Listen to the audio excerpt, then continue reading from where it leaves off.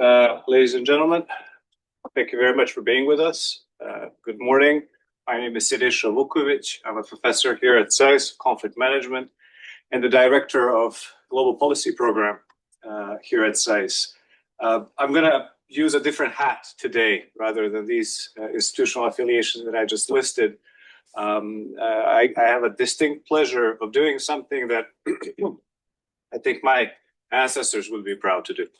As you have seen on the announcement, there are two Vukovićes on that page, on that leaflet, and I can assure you that Montenegro does have a lot of last names that are Vuković, but we are not the biggest tribe in the country.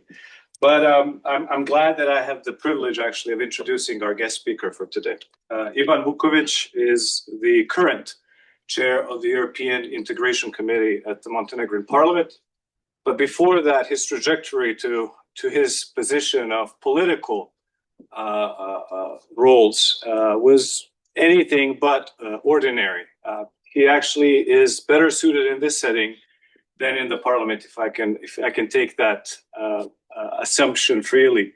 Ivan is a native of Montenegro, but after finishing his undergraduate studies at the University of Montenegro in political science, he ventured in to do his master's degree at Leiden University in the Netherlands, after which he did his PhD in political science at the Central European University. Back then, it was still in Budapest before it was ousted to Vienna.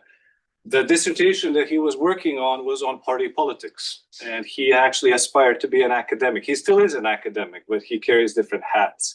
So hopefully this talk will be very much echoing his academic credentials. After finishing his PhD at CEU in Budapest, he got the opportunity to do a stint here in Washington, D.C. in 2016 as a Fulbright fellow at GW. His academic path led him to be the assistant professor and, as of lately, also associate professor of political science at the University of Montenegro. But all these credentials aside, he's also a politician. In 2018, he was elected the mayor, I think the youngest mayor at that point of the capital city of Montenegro, Podgorica. And in his 4-year tenure, the city was truly revived, and he set the tone for a different type of debate about the management of city affairs. As of now, he is a parliamentarian, a member of the largest opposition group in Montenegro, and one of the voices of this new age, new era of the young leaders of the opposition parties in Montenegro. We're very pleased to have him here. For full transparency, he is my first cousin, so that's why we have the same last name, but he's not invited on nepotism basis. I just want to take this opportunity to introduce him to you the way I know him. I'm also pleased to introduce my predecessor, my former boss, colleague, co-author, and friend, who is going to have the debate and discussion with Ivan, Daniel Serwer, the foremost expert on all things Balkans here at SAIS in Washington, D.C. and globally. So we're up for a very fruitful conversation, and I yield the floor to Ivan. Ivan, thank you very much.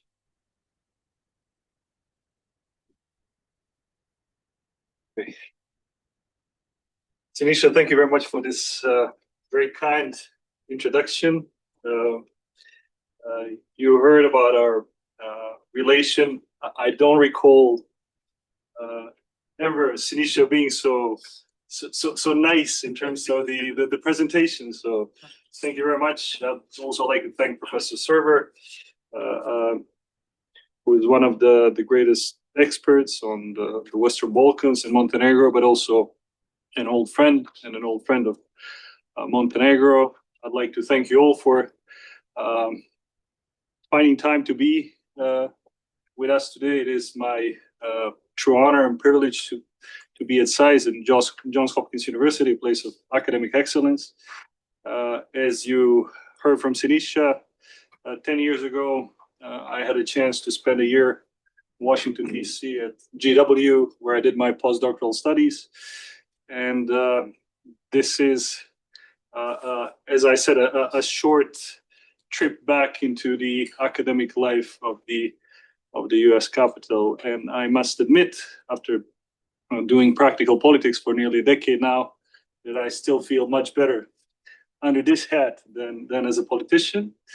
So today, I'm here at your disposal. We can talk about the current political situation back at home, back in the region, which perhaps is often perceived as something pretty distant and perhaps not so relevant within the realm of general US foreign policy. But we tend to think that what happens in the Balkans and sometimes in Montenegro reflects the wider political image. And that is why we think, and I think personally, that it is good to keep an eye on what's going on in that part of the world. And this is why it makes me happy to know that in Washington, D.C. and its academic community, there's at least a handful of people who keep a close look on the current state of affairs there. And I think today we have a good opportunity to maybe exchange these views, and I'll provide as much information as I can.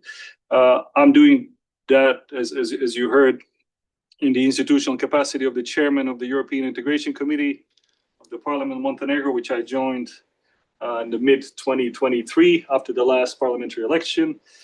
And in Montenegrin politics nowadays, it's all about getting into the EU. Montenegro has been negotiating about becoming the next EU member state since 2012, and is generally considered to be a front-runner leader in this process. And if everything goes according to the plan, our government's plan, but also our European friends' plan, there is a chance that we wrap up the accession talks process by the end of this year, which would then mean entering the phase of the ratification of the accession treatment, meaning that at some point before the end of this decade, we could knock on the door and become the 28th EU member state, which would mean a lot for Montenegro. Of course, EU, as many of you are well aware, is not a promised land, and there are a lot of issues that are not really functioning well within the system. And there have been a lot of crises which the EU has gone through over the last 10, 15 years. But for a small, very small, the country whose population size of the population of Washington, D.C., so we're talking about 600,000 plus people, multi-ethnic state, multi-ethnic democracy, which, as you all know, plays a very big role in the Balkan politics, but also a state that is constantly under a strong influence of various and, among others, malign foreign policy influences.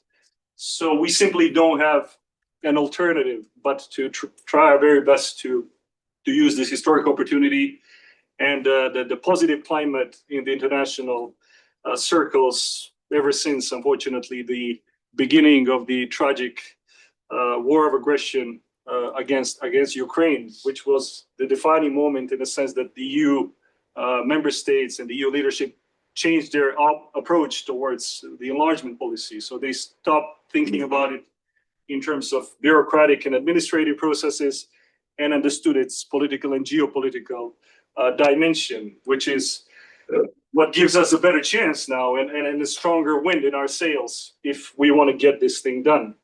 And again, from where I stand, I think that without idealizing, without being ideological in that regard, but I do think, but I'm afraid that this might be the only long-term opportunity for us to provide the necessary impetus, if not guarantees, for political stability and economic prosperity of the country that we represent. Some other countries, bigger countries, without the internal political challenges that we have, may have a luxury to choose between different foreign policy orientations and courses. I think that we do not. So not only as a chairperson of the European Integration Committee, but as a as a good citizen, or at least someone who's trying to be a good citizen, I think that joining the EU is the only long-term insurance policy for, as I said, political stability, economic prosperity, democratic development of our country,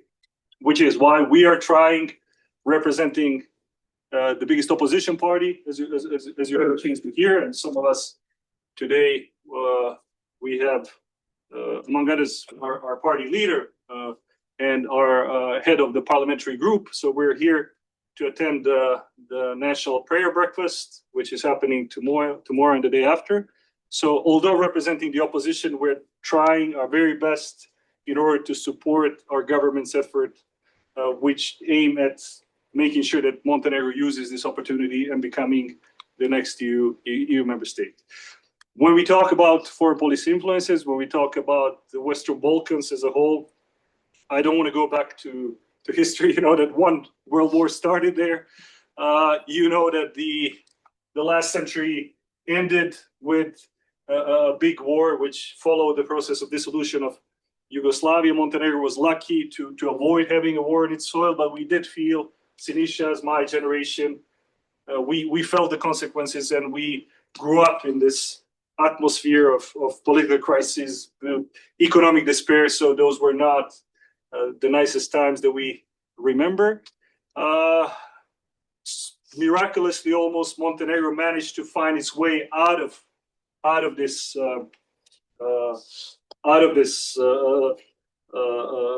atmosphere, out of this the state of perpetual crisis, if you want.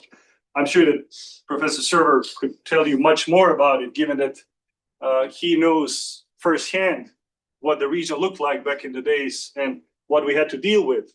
But Montenegro, as I said, managed to first break away from the disastrous regime of Slobodan Milosevic. I hope that name rings a bell still, at least among the academics, and then proceed to the renewal of its state independence in 2006.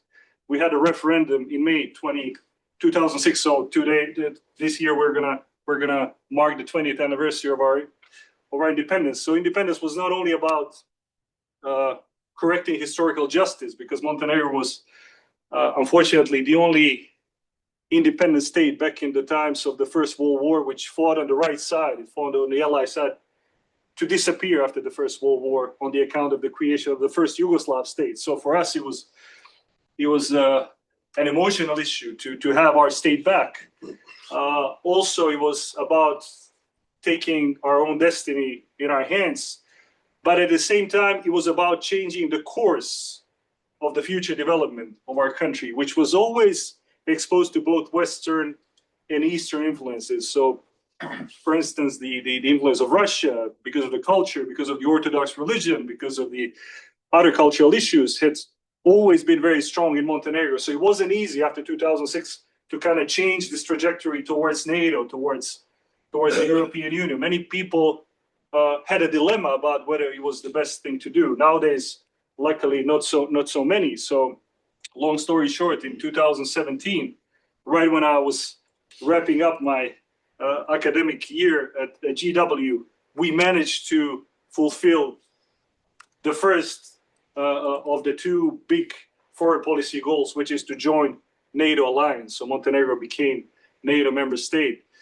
And I don't want to think about how Montenegro would look like nowadays had it not happened. So we are very grateful, and it gives us a sense of security, and it helped us probably more than we're even aware of to preserve our political stability in times of political crisis that we've been experiencing for the last couple of years. So the next big thing that we're trying to do is, as I mentioned in the beginning, to join the European Union.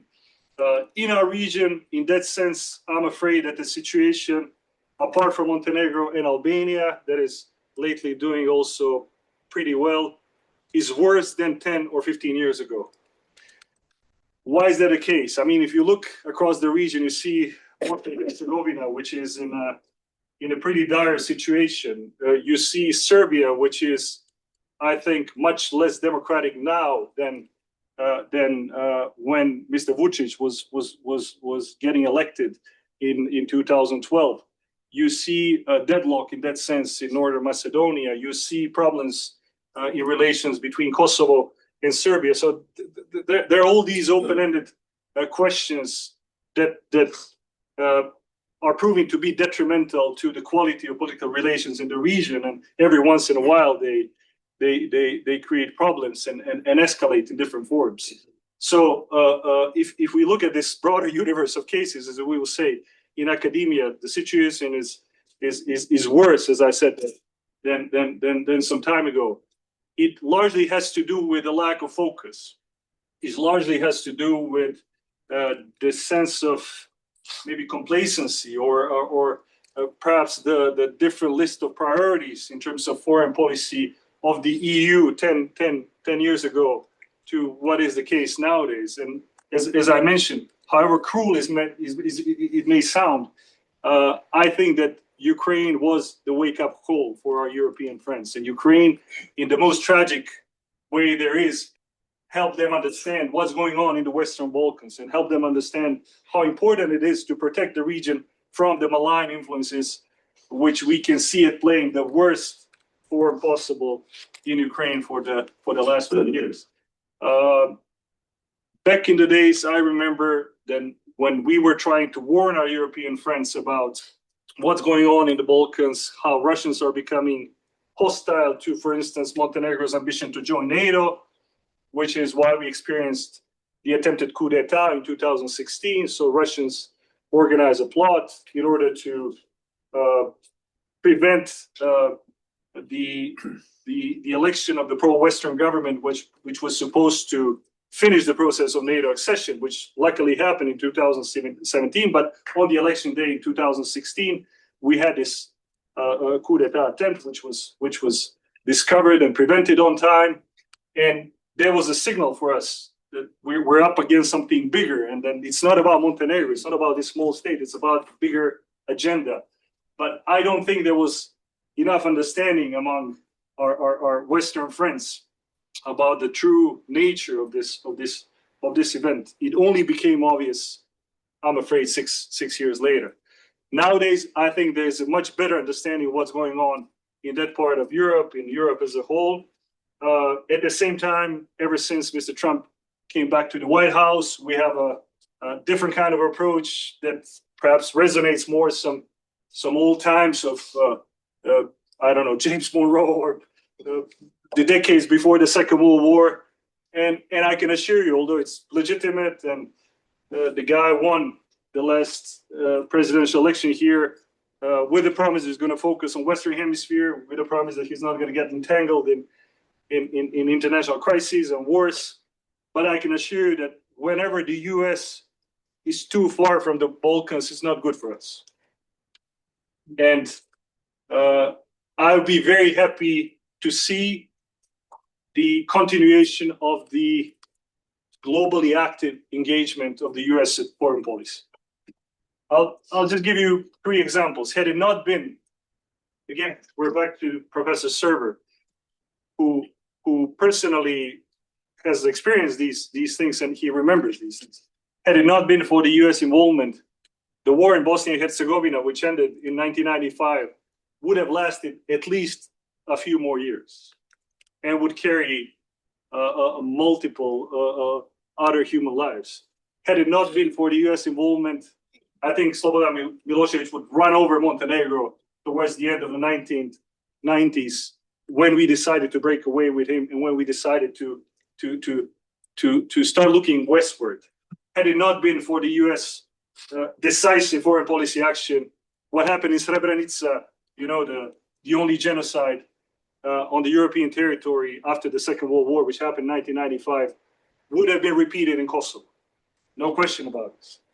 So having the US actively present in the region from where we stand is in principle a good idea, which is why lately, as we follow the political developments in Washington, when we read a new national security strategy and when we see this perhaps neo-isolationism tone of these documents, we feel worried because we're not quite sure that the European Union is still powerful enough, unified enough to be able to forcefully step in and fill the vacuum. So we live in interesting times, unfortunately. This is the atmosphere in which we're trying to do something historic, which in terms of its significance for our citizens and their future, I think almost equals the renewal of state independence in 2006. And we are trying to gather as much political support internationally as we can for this, I think, noble political cause. So again, I move back and forth from academia to practical politics, but at this point in time, I can tell you that however small, Montenegro does represent an important piece of the great geopolitical puzzle. It is a NATO member state.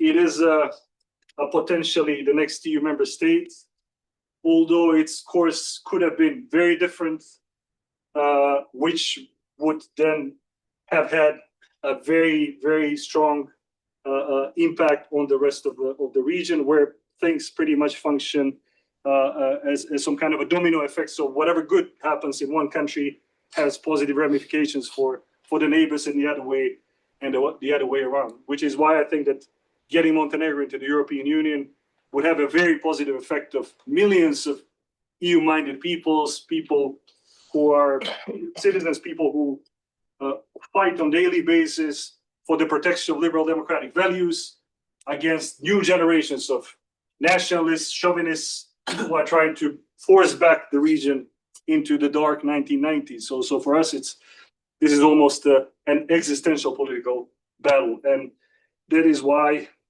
we're hoping that we can bring this to a successful completion to the best interest of our citizens, which that's also an interesting fact. Almost without an exception, support Montenegro becoming the next EU member state. So there will be an interplay between geopolitical situation, the state of affairs in the European Union, the regional political perspective, and what we're going through in Montenegro. It's all interconnected, and again, we're trying to find the best way out of the potential dangers into what we consider to be the better future for all citizens of Montenegro. So it will be a short introduction, and thank you very much for your time.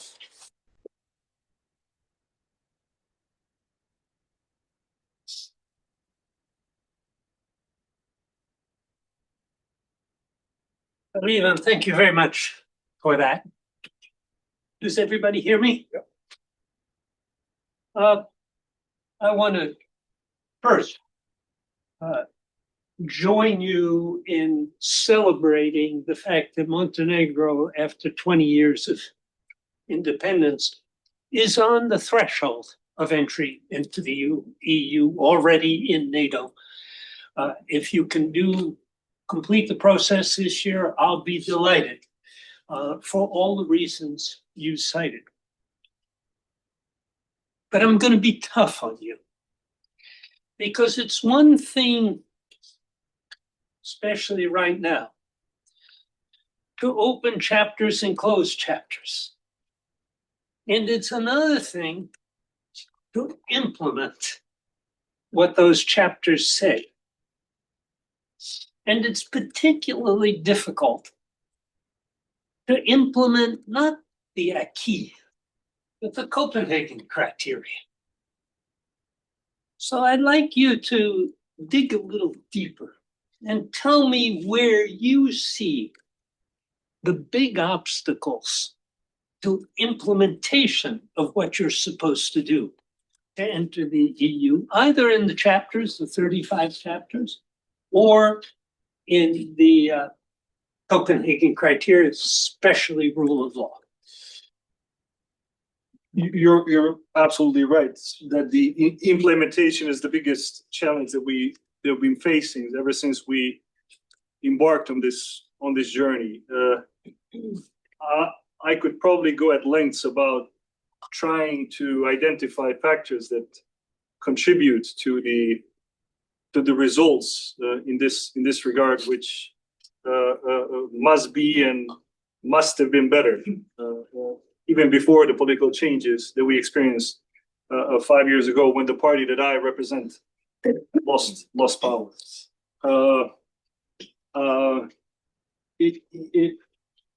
In one part, it has to do with the overall problem of all the Western Balkan states, which is the lack of administrative capacity, which is the scarcity of resources in terms of the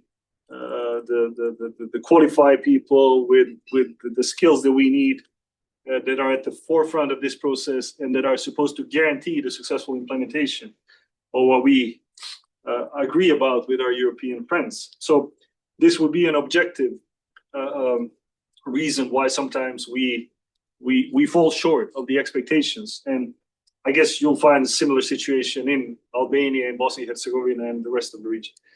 At the same time, we did experience a major political transition six years ago. I'd like to remind you that Montenegro's post-communist transition case was very specific in the sense that up to that point, you had one party that had dominated Montenegro politics for 30 years and ruled in different coalitions.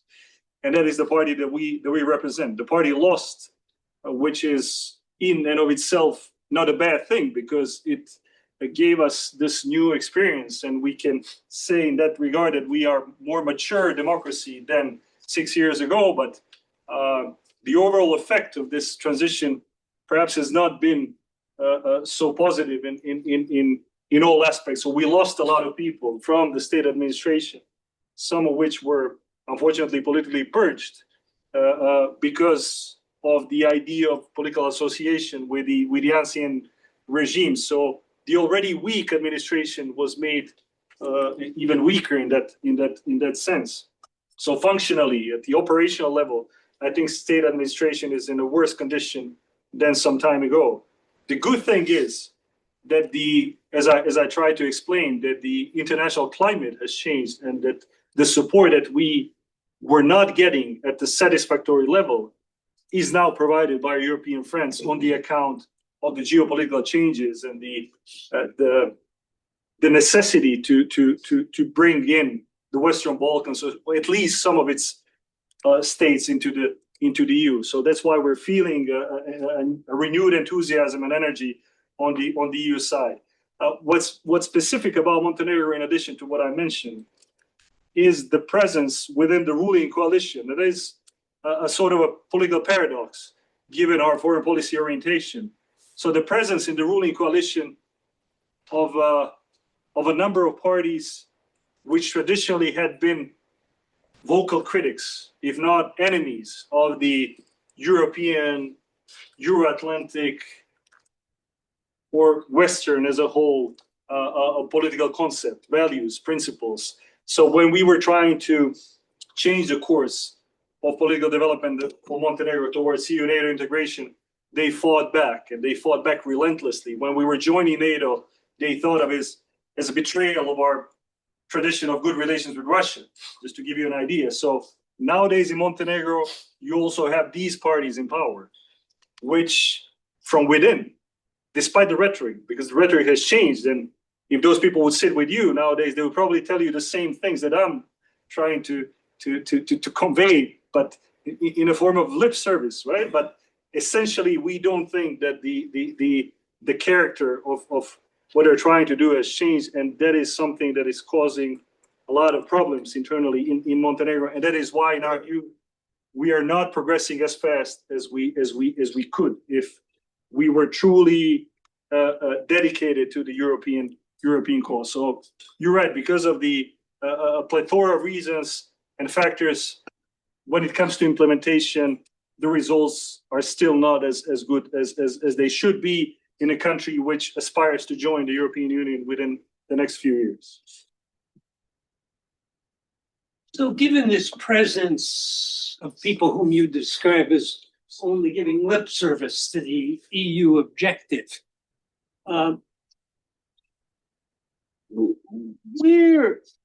what will they do or what have they already done to prevent it? Especially, I'm thinking of, I gather there's been a big replacement of people in the judicial sector.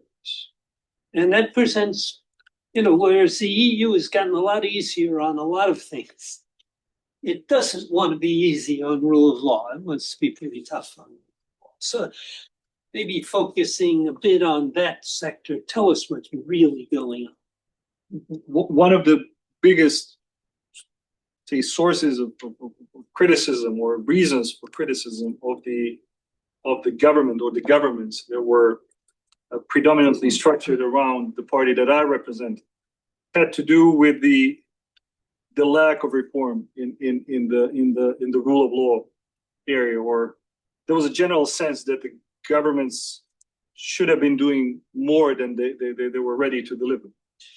And that was the reason why many of our European friends, and I would say American friends as well, thought of the year of 2020, which is when the political changes took place, as a watershed moment after which things will start picking up and the institutions will start getting more authority and start delivering better in the interest of the citizens. There have been some positive changes in that regard. I mean, I'm trying to be, again, objective. I don't forget where I come from intellectually.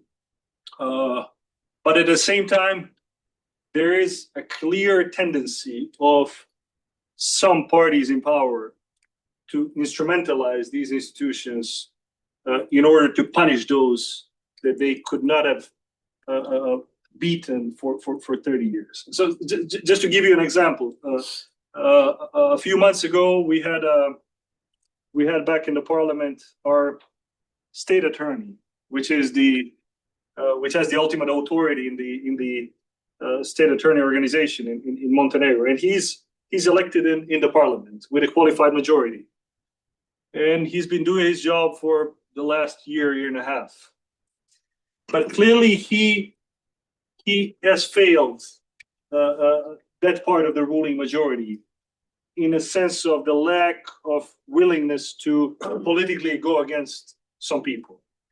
And our Speaker of the Parliament, who is the embodiment of this pro-Russian, pro-Serb malign in our view political structure within the ruling coalition in Montenegro, he said, we made a mistake when we decided to support you, because we did this hoping that you would go against the former president and these people and those people and such, as openly as that.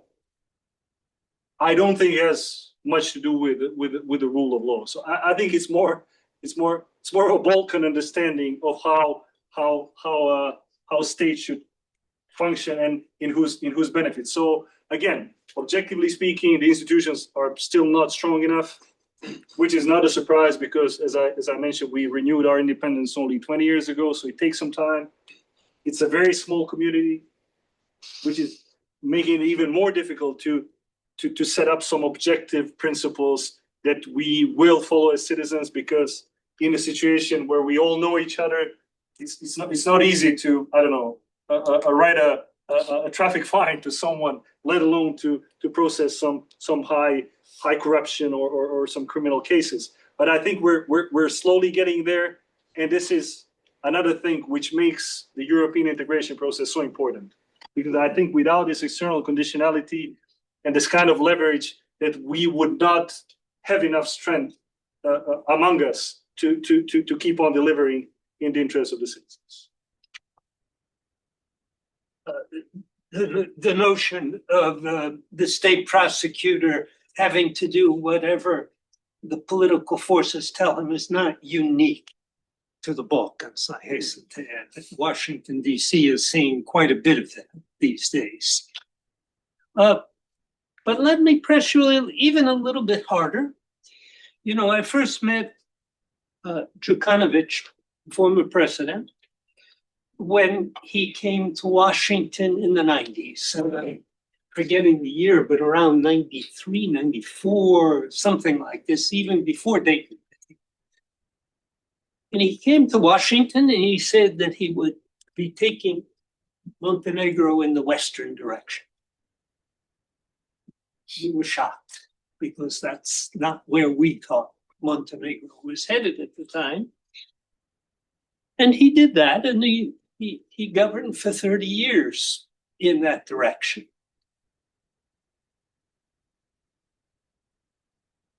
During those 30 years, I don't know how many allegations were levied against him. Corruption, nepotism, whatever you want. He's not been prosecuted. How should I understand the fact that he's not been prosecuted? He's still strong politically and therefore squelches any possibility of prosecution. There's nothing to prosecute him for. Dan, can you be a little bit louder for the? Tell me. A little bit louder. We have a hard time understanding in Washington when there's a change in government, when the opposition has screamed corruption, criminality, and then how many years later? 6 years later, where's the corruption and criminality, and why isn't it prosecuted if it exists, or should I think it doesn't exist? First of all, I'm glad that you mentioned those times because that reminds us of everything that Montenegro has accomplished, which was extremely difficult given the political context.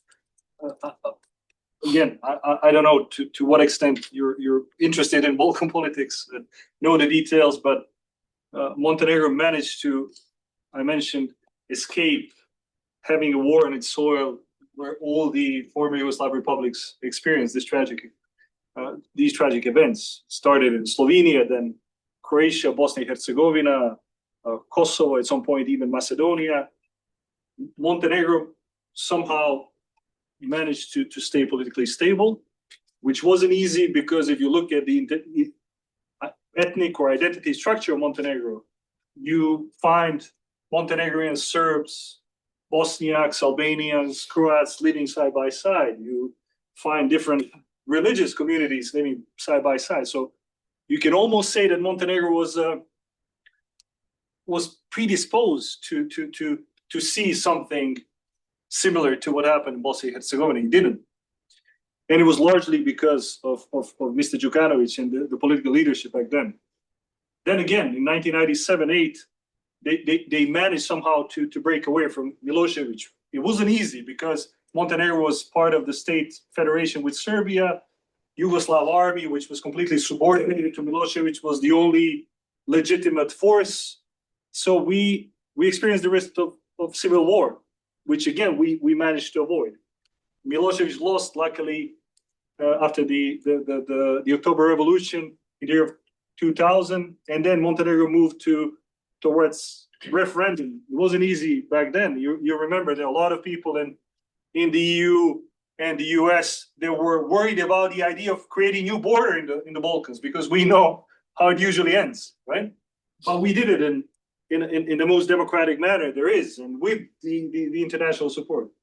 And only then, to my understanding, the real political revolution in Montenegro started with changing the focus, again, of a country which for 300 years had exceptionally good relations with Russia, for instance, towards NATO and the EU. It wasn't easy. It wasn't even logical. It wasn't even logical. But had it not been for Đukanović and that generation of political leaders, we would not have done it.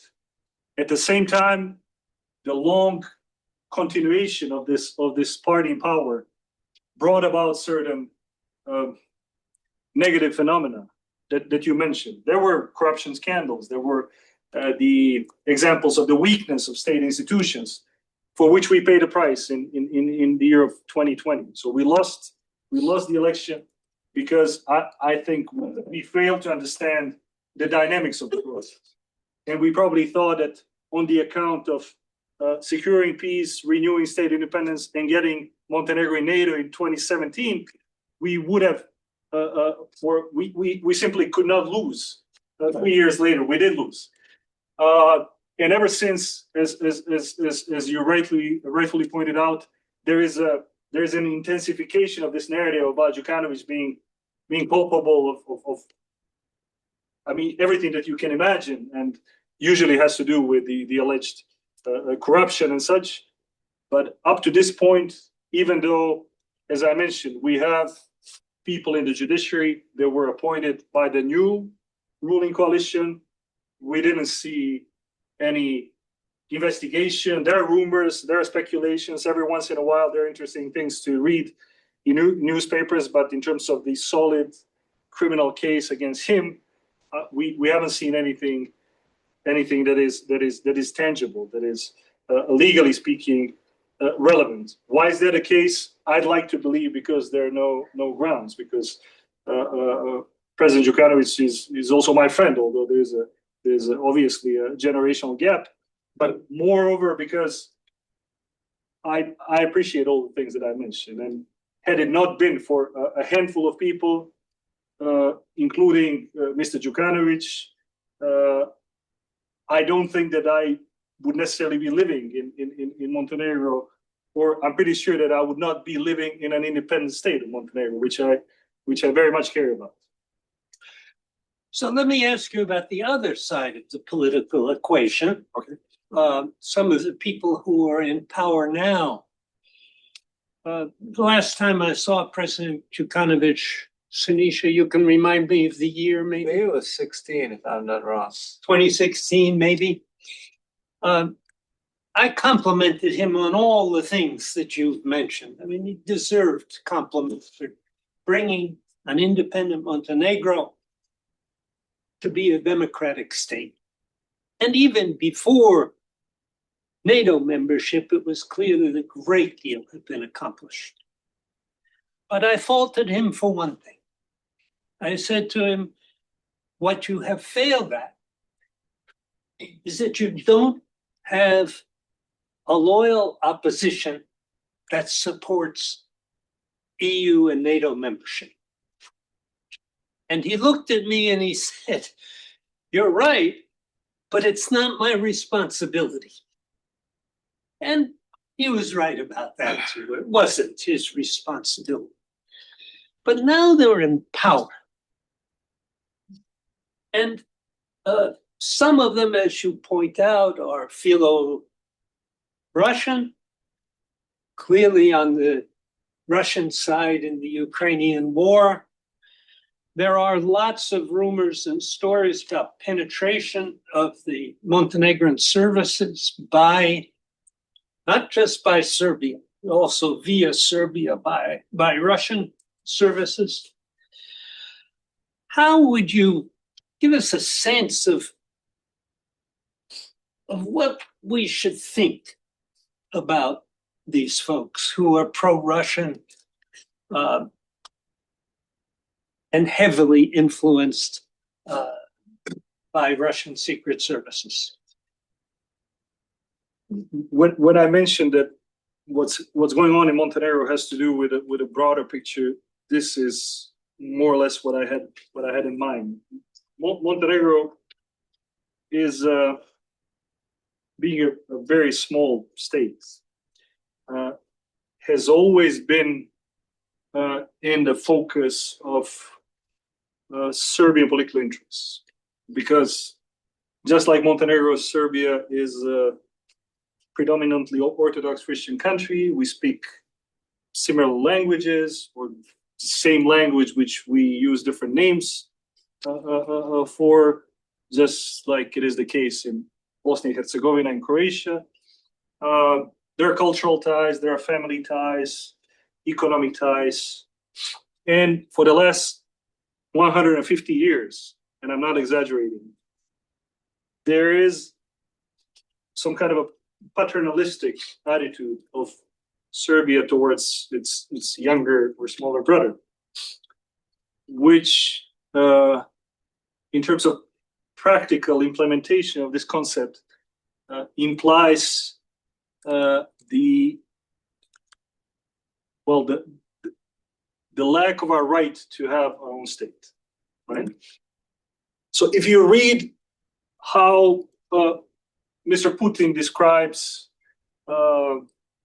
cultural, religious, ethnic, linguistic identity of Ukraine, how he understands its history. If you read his piece, which was a prologue for the war of aggression we started 4 years ago, it pretty much resonates how Serbian intellectual, political elite, the leadership of the Serbian Orthodox Church thinks of Montenegro, right? It's from their point of view, it's just another Serb state, and myself being Montenegrin and Montenegrin only proves that there's probably something wrong with me, right? Meaning that I don't have a legitimate right to be only Montenegrin and not feel myself part of this largest Serb ethnic group. But it's only an identity dimension of this story. More important dimension of the story has to do with values. It has to do with political model that you want to see being implemented in the country where you live, and foreign policy orientation, because we are well aware of an extremely strong influence of Russia in Serbia. It's not a surprise that Serbia, in addition to Belarus, is the only country on the European continent which has still not imposed sanctions on Russia. You had a situation last year when the Serbian Patriarch, the head of the Serbian Orthodox Church, which is extremely influential both in Serbia and in Montenegro, he goes to Russia, he meets with his Russian counterpart, and he meets with President Putin, and he says, and this is my translation, God willing, if everything goes okay, Serbia, Montenegro, and Republic of Srpska, which is the Serb-dominated part of Bosnia and Herzegovina, will one day become part of the Russian world, or Ruski Mir, which is the Russian sphere of influence, right? Of course, in addition to Ukraine, Georgia, Moldova, and all the other countries that we usually pay attention to. So there's not only a counter narrative, there is an alternative political model that is being proposed to people living in the region, and that is something that we're fighting against.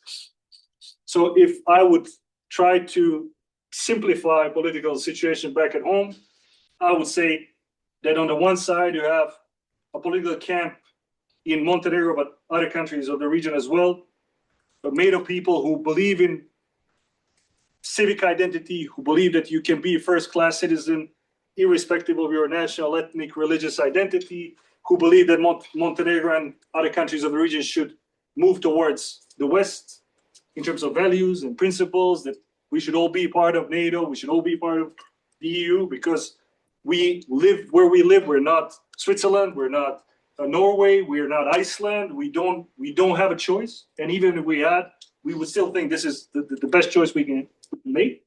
And you have people on the opposite side of the political spectrum, in the opposite camp, which think that Western civilization is decaying, the EU is about to fall apart.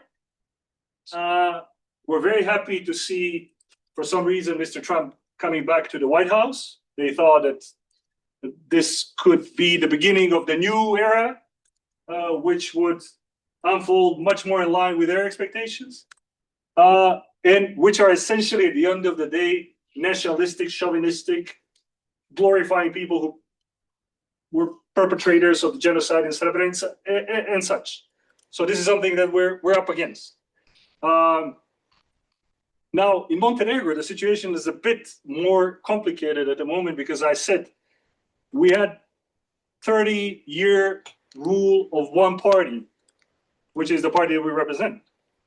Perhaps by itself is not the most positive thing you can imagine in the post-communist political context, but it happened. And then after the year of 2020, you had these strange coalitions of parties, some of them pro-civic, pro-European, some of them pro-Russian, pro-Vuković, who insist on being together only so as to keep the former ruling party out. And it's changing. So the inertia is now weaker than it was a few years ago. But this is the reason why we have these Putin lovers and Vučić loyalists in the government, which paradoxically is trying to bring Montenegro into the EU, right?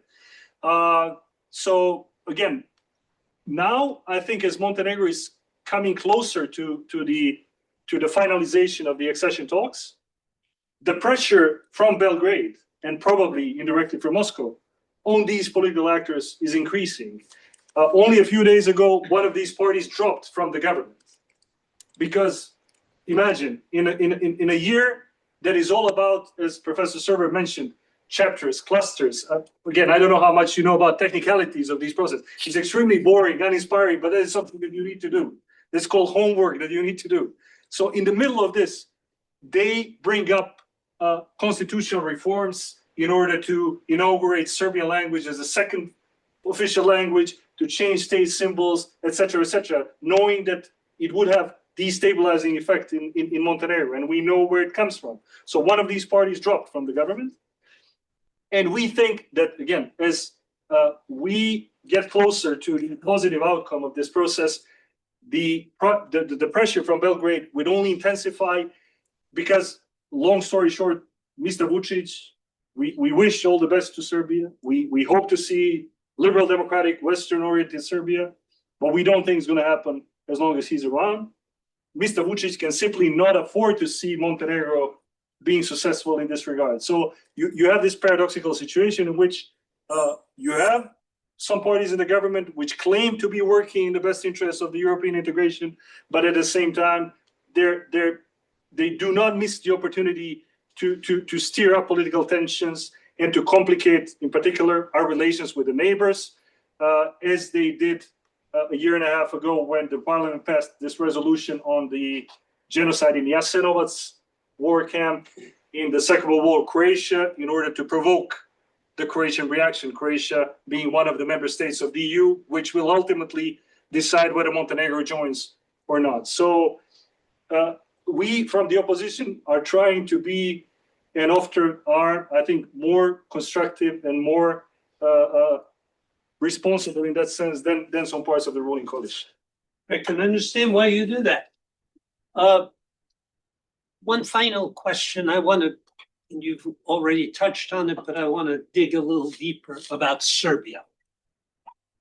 You know, in 2016, the time of the attempted coup, supported from Serbia by Russia, it was said that Vučić helped to disarm the coup. Now, whether that was true or not, I don't know. But now when I look back at Vučić, it seems to me in 2017, more or less, there was a big change. He was elected, like your current president, on a pro-EU platform. Yes. He was a more nationalist, Orthodox-oriented advocate of European Union membership for Serbia. But under his presidency, Serbia has really lagged. It was frontrunner in 2016, 2015, 2016. What happened? Why has Serbia turned in this negative direction? First of all, you're right. I remember times when Mr. Vučić was elected as prime minister after winning back in 2012. That he was very enthusiastically welcomed by our European friends, because I assume he had made some promises. First and foremost, about normalizing relations with Kosovo and making sure that there is a clear path of Serbia to join the EU at some point. 15 years later, none of those two things happened. Quite the contrary. And in addition, the way Mr. Vučić operated in the region under the excuse that he has not only a legitimate right, but he feels obliged to protect the rights of the Serbs in the region, which to me at least clearly resonates the messages of Slobodan Milošević from the late 1980s. And so pretty much this is how the war in Yugoslavia started. Shows that those expectations have been failed, and that nowadays Serbia is farther away in so many respects from the EU than it was 14 years ago. Why is that the case? I tend to think that the influence of Russia in Serbia, which is in one part almost organic. It has to do with history. It has to do with political tradition. It has to do with the fact that throughout decades, since mid-19th century, Russia has played an enormously important role, among other things, in deciding who's going to rule in Serbia. So one dynasty at the beginning of the 20th century was dethroned, and another dynasty took over with the decisive support of then Russian Empire. So Russia has always been the key political player in Serbia. So one could say that it's not easy to do. It doesn't matter whether your name is Alexander Vučić or anyone else. It's not easy to deliver on these promises. It's not easy to make a country with this kind of historical baggage in a way a proper functioning liberal democracy of a Western model, so to speak. At the same time, Serbia has probably the biggest potential among all the Western Balkan countries for this kind of transformation, or at least it used to have the biggest potential.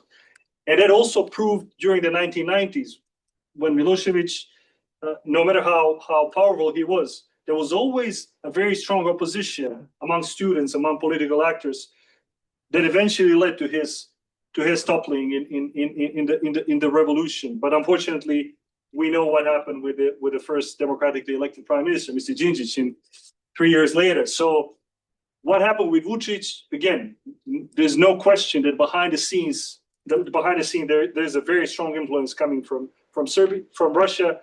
I can imagine that he made promises to Kremlin that might be not only politically risky but also dangerous to not fulfill. Let's not forget that Russia bought the biggest part of the Serbian oil industry, which is causing a lot of problems to Mr. Vučić nowadays because of the U.S. sanctions. That the Serbian Orthodox Church is by far the most influential societal organization in Serbia, is absolutely loyal to Russia.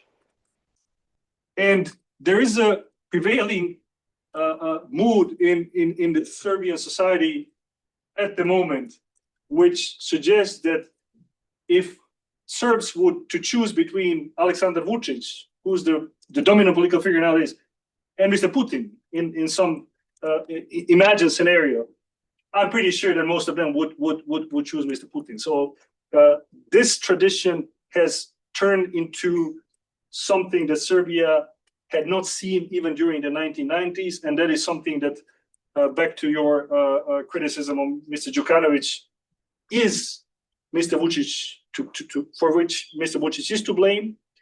And I'm not sure that at the moment he has much of a choice. I mean, he tried to play a role of some kind of a political pacifier, or someone who's the guarantor of political stability in the region.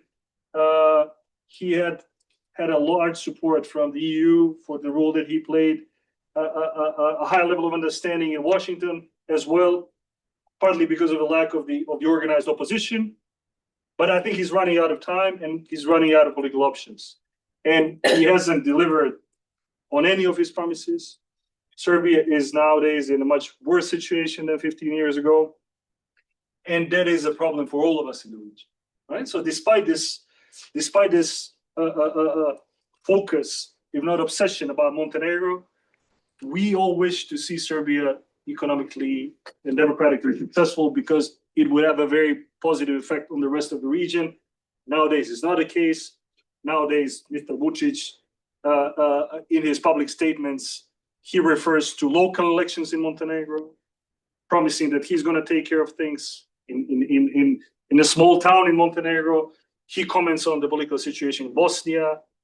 He, of course, comments on what's happening in Kosovo.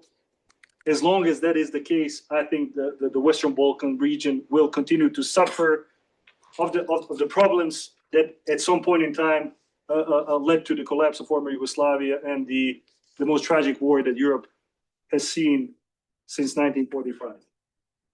Just a final comment on my part before I take some questions.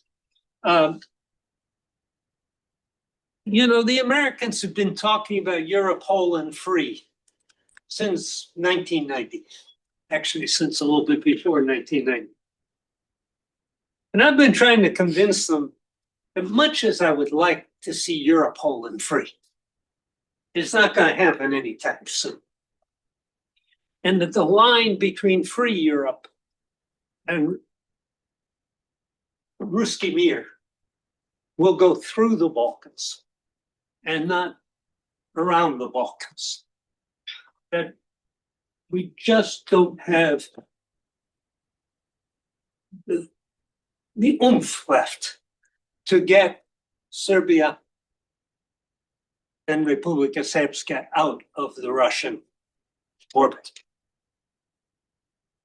That's a pessimistic note to finish on, but I think a realistic one, because I just don't see anything we could do right now. But do you see anything?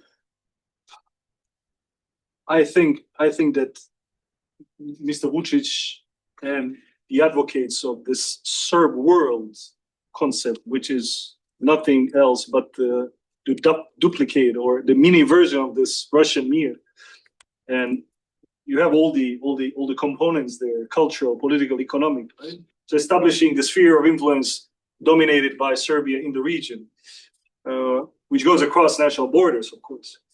But the only way to neutralize the negative effect of this is to surround Serbia with some examples of success.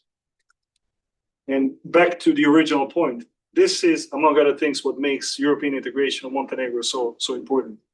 Because at the end of the day, no matter how people think of themselves identity-wise, what their political preferences are, they want to live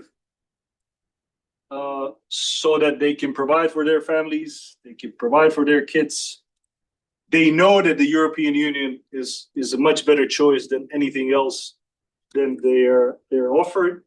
And seeing one country smaller than Serbia, perhaps underestimated for so long by Serbian political elite, successful in this regard, and seeing positive effects, as we from Montenegro seeing Croatia that joined in 2013, would most likely inspire those people. And that's why I said that at the end of the day, this process is not about 620,000 people living in Montenegro. It's about those people who dream about the same political future in Serbia, in Bosnia and Herzegovina, Albania, Kosovo, North Macedonia. And that is something, if you ask what could you do and what our international friends could do, they could understand how intertwined these processes are, knowing that helping one country will increase the chances for success in another country. So that is my final thought about the regional context. That's a much more optimistic thought than mine. Well, I'm doing politics. I have no choice.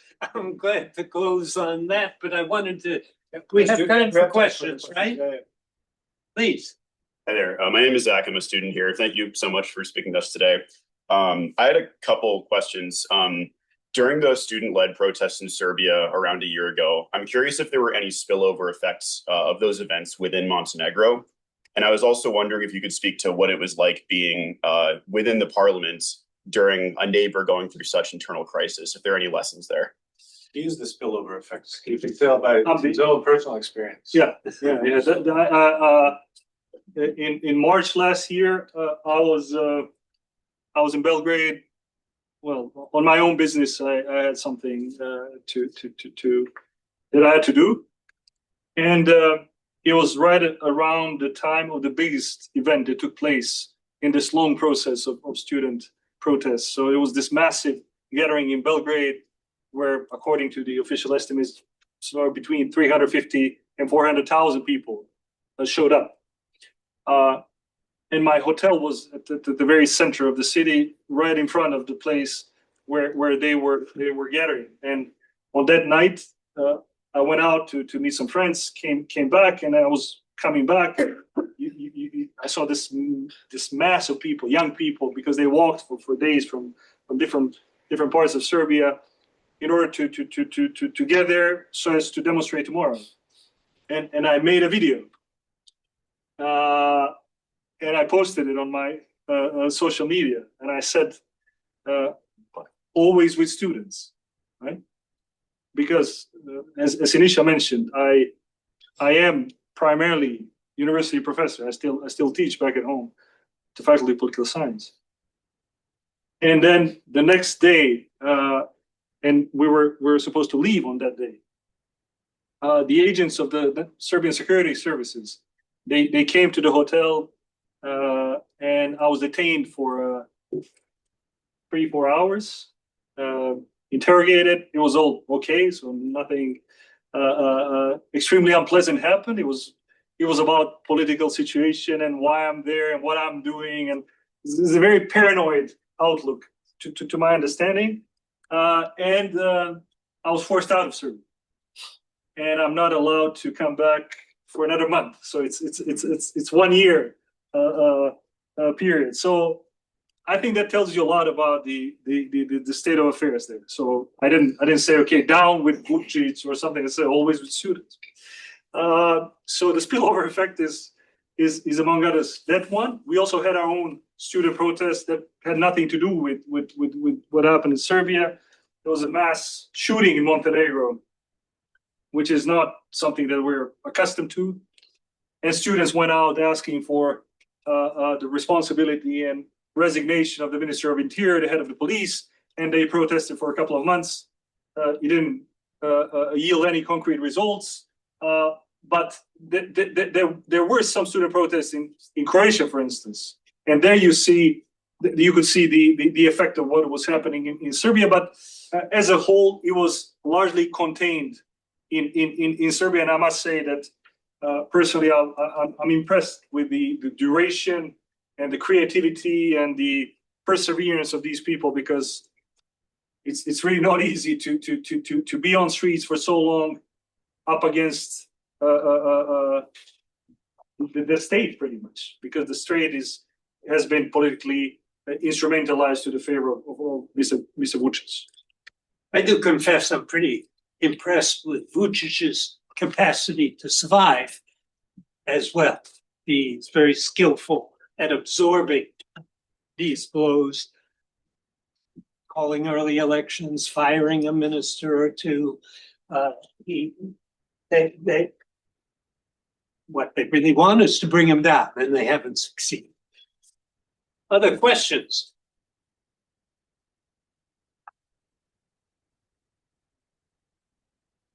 Nobody, please. I'm curious what Tell us who you are. sorry, Mitch Wayman. I am a student, not Europe focused at all, so you'll forgive me. I think Americans have a narrative about Europe that generally falls on kind of like the softer West and the more serious, friendlier East, from, Estonia all the way down to Romania.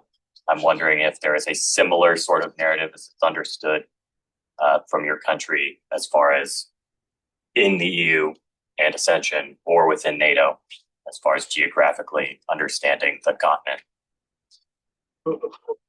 I'm not surprised by what you're saying. Earlier on today, we met with a friend who's a political expert, and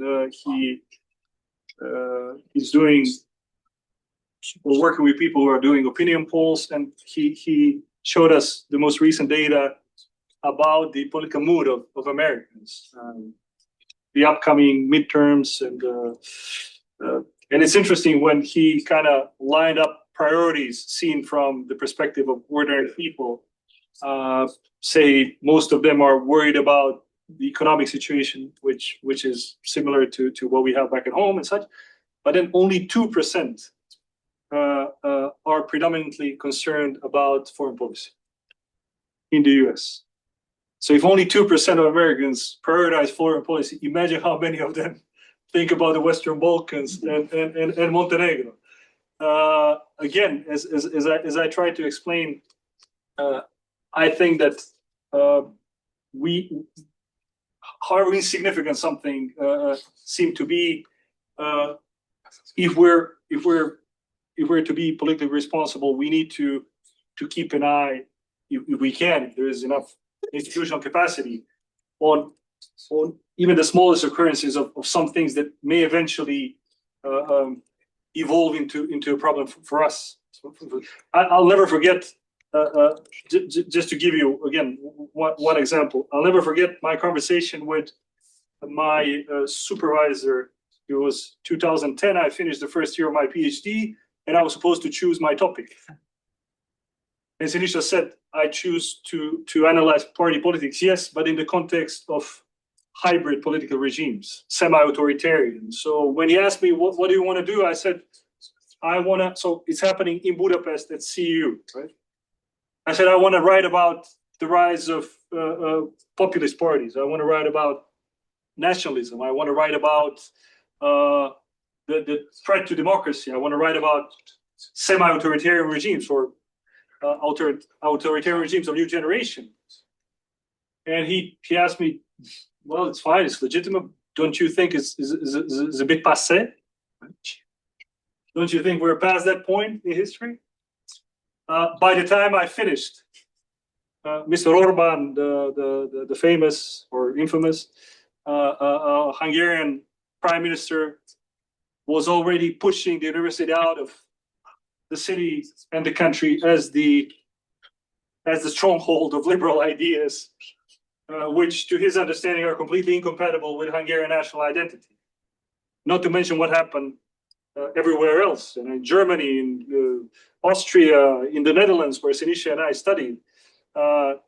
So that's why I try to present the case of Montenegro as something that is perhaps more indicative, more relevant than objectively speaking is. And from our point of view, if I understood correctly, how we understand the world and see geographical differences, again, we think, or people in Montenegro think, along the lines of what Professor Serwer mentioned, as being somewhere in between, right? The East and the West and the former Yugoslavia. Remember that experience? There was non-aligned. It is again in between two big ideological blocks. What we want to do is to change that. What we want to do is to make sure that the next generations of Montenegrins don't have a dilemma where their country belongs. But if I could just follow up on that question, I think the question also, correct me if I'm wrong, was indicating a curiosity. Is there a way in which Montenegrin political elites, but also society at large, thinks of different types of Europe that exist on a geographic level? That, what is the, let's say, level of support from the east, from the west, from the north, from the south, from the center, from whatever corner you want to look at, towards, Montenegrin ambition to join the EU? And how do you see that level of support or signaling that you're receiving? Again, everything in that regard changed in February 2022. It sounds tragic, and I belong to those Montenegrins who really empathize with Ukrainians. I was there myself. I was in Kiev this time last year. as a part of the international parliamentary delegation to show solidarity and support to the people of Ukraine. But this was the watershed moment. This was the moment after which the EU started thinking about the process, and not only the EU, not only Brussels administration, but pretty much all the EU member states started thinking about this process in geopolitical terms, not in terms of this, again, boring language of things that you technically need to do and hopefully to implement, as Professor Serwer reminded us. And for the last 4 years, at least as a chairman of the European Integration Committee, I haven't noticed any examples of kind of political pivoting from this attitude. In essence, in general, it's still positive. To prove that, we closed 5 more chapters in this long process of closing chapters. Eventually, you're supposed to close 33 out of 35 because you don't negotiate about 2. We've closed 13. We have 20 more to go this year. But you cannot close chapters unless all 27 member states say it's fine.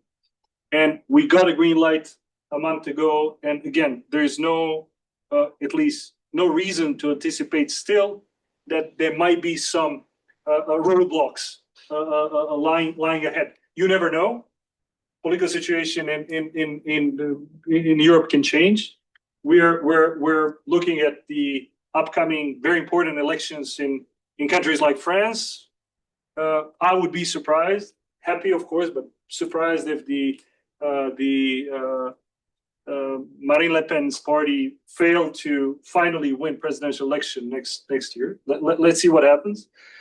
But if something along those lines happen, that may imply the change of the overall attitude when it comes to not only the enlargement, but the EU as a whole.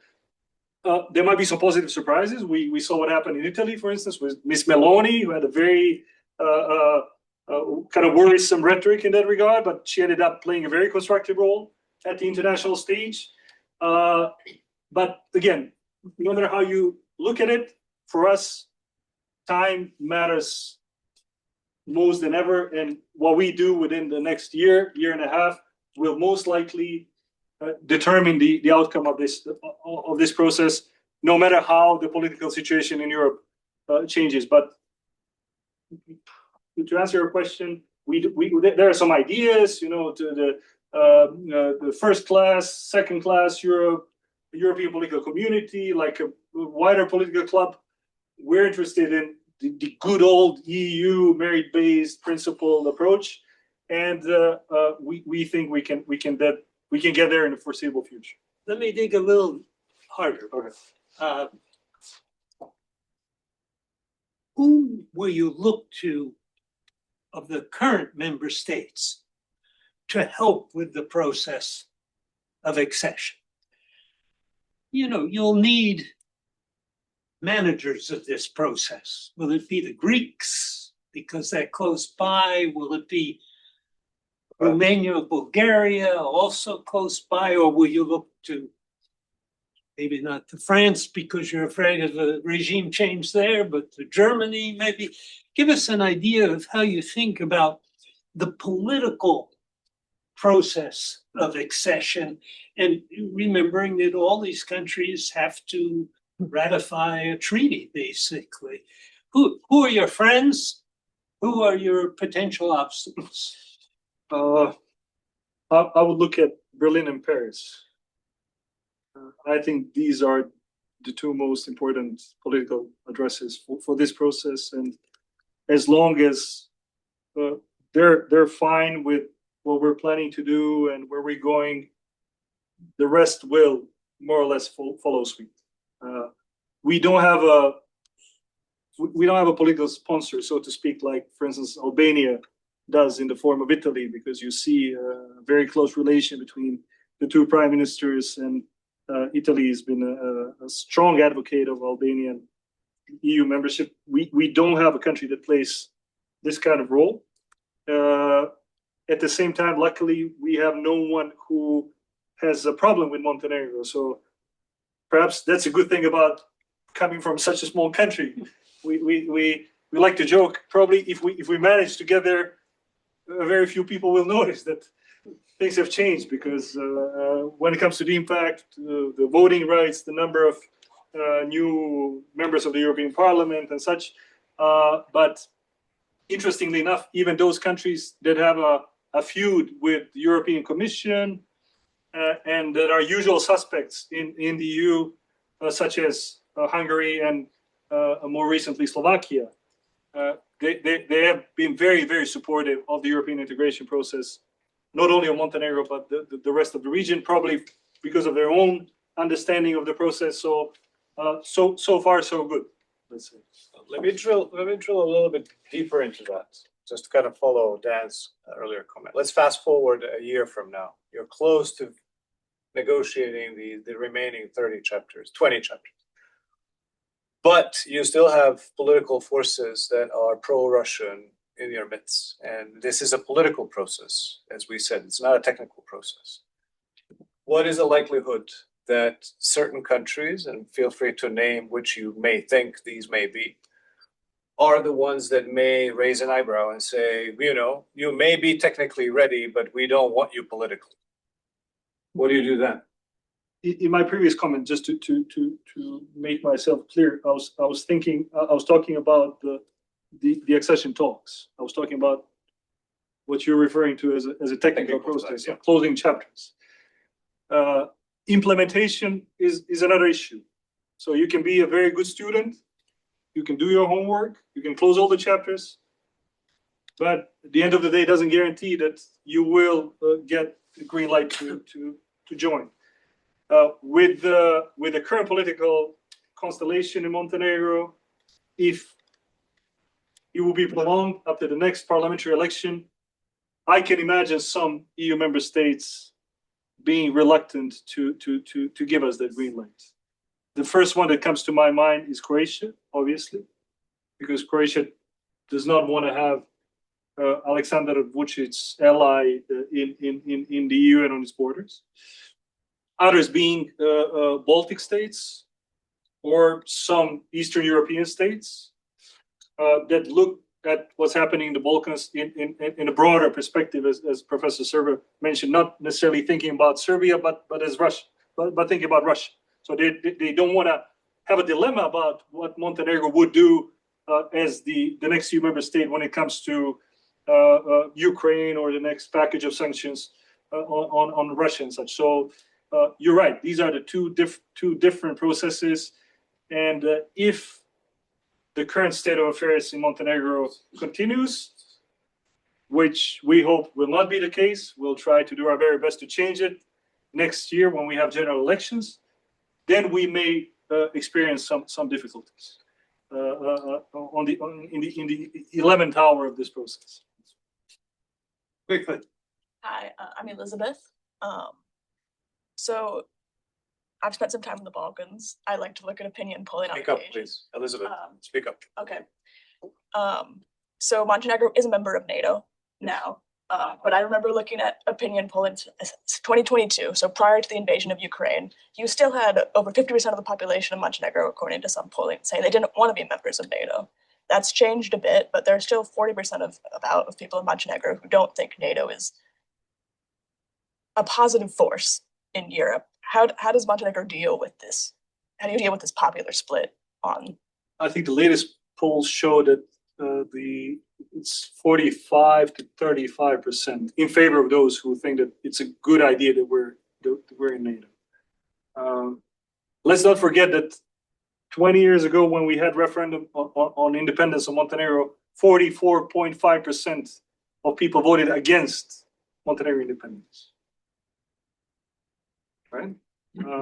We didn't talk much about this dimension of Montenegrin politics, but it has to do with this deep historical cleavage within the Orthodox segment of the population, which implies that very same people, often from same families with same ancestors, tend to think of themselves differently in identity terms. So, for instance, you have people in Montenegro who like two brothers. One would say that he feels Montenegrin, the other would say that he feels Serb.